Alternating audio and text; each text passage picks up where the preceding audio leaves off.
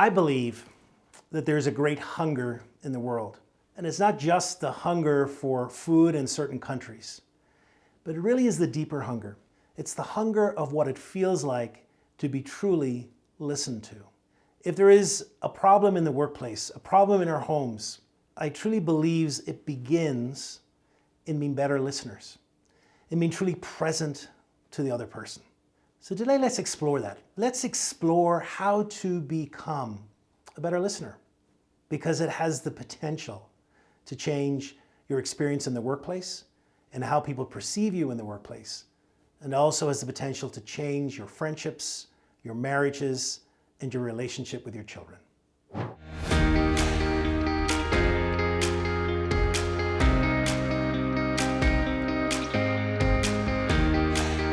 Now, when it comes to looking at our listening and how to improve our listening, I think it's important to do two things.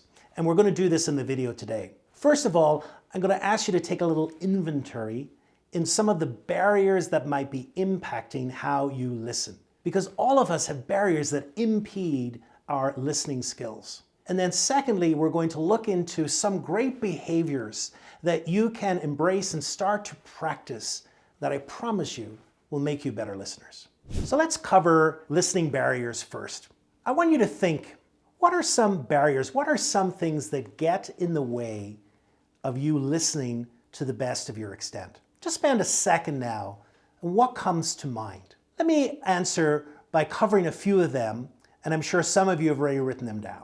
Number one is what I call mind reading. That is when we're listening in a conversation and the person is speaking, and then all of a sudden, we've already gone ahead of ourselves and we become mind readers. We've already in our mind started talking about what the person means, what we understand by that. And of course, the moment we go into mind reading is the moment as well that we've cut off actively listening to the other person. Number two is one that's really common. It's one that I catch myself all the time doing, and that is rehearsing. And what I mean by rehearsing is that we, at a certain point in the conversation, actively begin to rehearse what our response will be. This is especially true when we have a very tense conversation, because we want to make sure that we're expressing ourselves correctly. Problem is, of course, the moment we begin to rehearse an answer, we have again left active listening. The third one is filtering. So sometimes we go into a conversation wanting to find out a particular point. And the problem is when we hear anything about that point, we filter in or we zone in on it and we exclude everything else around it. The problem is we also potentially exclude some of the context around that because we're so caught up in filtering out anything that is extraneous to the one thing that we want to know about. Number four is judging. It's a great block, you know? We have a tendency as human beings to go into a judging mindset. So someone's talking about an experience and that they've had, and all of a sudden you have a little commentary going on in your head, which is making a judgment about the situation. Something like, oh, you can't be really that naive, are you? Oh, God, you're so stupid. And of course, as soon as we're in this judging mentality, we've lost our curiosity and we're really not listening to the totality of what's being told to us. Number five is daydreaming. Oh, let's face it, we are sleep-deprived people. Focusing in a conversation is rather difficult. And so therefore, it is so easy to drift off, to start thinking about other things. Here is a person in a conversation with us, and all of a sudden, we're in our minds thinking, oh, I need to leave today at 3:30 because the kids' school's over. Or I need to remember to stop by and get some flowers because it's my wife's anniversary. All of these things come to our mind and we drift off. And when we drift off or we're daydreaming, we're not paying attention. Another listening block is advising. And of course, this is where we go into advice giving rather than listening. So a person is talking to us and then all of a sudden what comes out of her mouth is, well, if I was in your shoes, this is what I would do. And the moment we go into, well, if I was in your shoes, we're not listening. We've already been thinking about the advice and now we're giving advice, and therefore all active listening has stopped. And then finally is comparing and identifying. This is when people just cannot resist comparing what's happening with you, you're experiencing, and then telling them how they have an experience with it. And more often than not, their experience is so tough. You know what I'm talking about.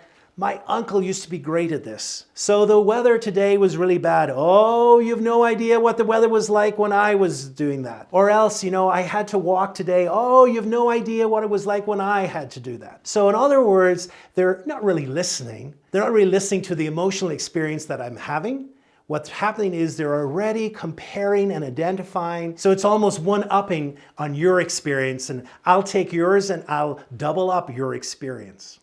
So how did you do in those barriers? How many could you identify with? How many do you commonly do? At this moment in time, if you want to make a comment and maybe say, here's the one I most commonly do, I think it would be fascinating. Also, it's great to see that everyone has their own different barriers. And maybe your barrier is different. Maybe you have a barrier that is totally unique and we haven't mentioned. So comment below on what are some barriers for your listening. So now that we've covered barriers, let's look at some practices that can truly help us be more attentive listeners. Number one is don't interrupt. Everyone hates that experience. They hate the experience of being cut off, of someone interfering mid-sentence in something we're trying to describe. And so if we really want to show ourselves as active listeners, let the person finish their thought. Let them finish where they're at, and then begin to dialogue with them.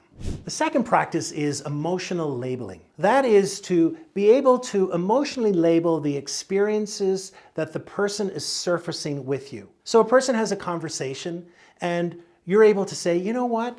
You must have been really sad about that experience, or that must have really made you really angry. That emotional labeling really helps clarify what the person is talking about as well, and helps you to convey to the other person that you're really listening, you're really trying to understand the emotional weight of what they're saying. Number three is acknowledge. Acknowledge what you're hearing.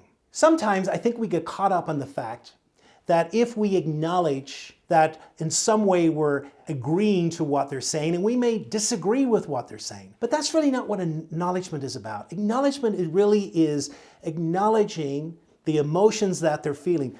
I don't have to agree with what they're feeling, but I do think it's important for us to acknowledge that this may be how they are feeling in the moment. So saying something like, wow, this has really made you angry. Or perhaps this really feels like an injustice to you, that you've been treated unfairly. Now, you may not agree with that, but what you can agree with them is that that's how they perceive the situation. And it shows that you're really active listening to their point of view. Number four is take off your coat of judgment and put on that coat of curiosity. That's right, because active listening involves curiosity. Now, as humans, as I've said before, we like to judge a lot. And one of the ways of getting out of judgment is to be curious, to truly be present with the person, to truly listen to what they're saying, and then to be curious, to ask questions. And rather than judging where they're coming from, let's explore a little bit more where they're coming from and better understand what it's like to be in their shoes and what it's like to see the world through their eyes. Number five is carrying up from the point before. That is, ask questions. One of the great ways of carrying on a conversation, one of the great ways to explore what another person is going through is to ask questions. It's a great leadership quality as well. Great leaders ask great questions. Great listeners ask great questions. Because questions have the power to take the conversation to a deeper level. Questions have the power to signal to the other person that I'm truly engaged, I'm truly listening, and I truly want to find out more.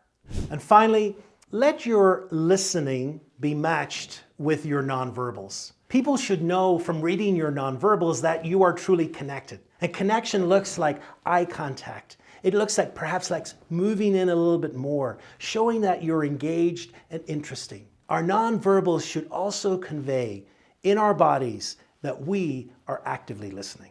Listening has the power to transform the world. Now, I know that's a big statement, but it's a statement I truly believe. Listening has the power to change how you experience the workplace and your families. Listening has the power to truly help us have a deeper and more meaningful experience of interaction with other people.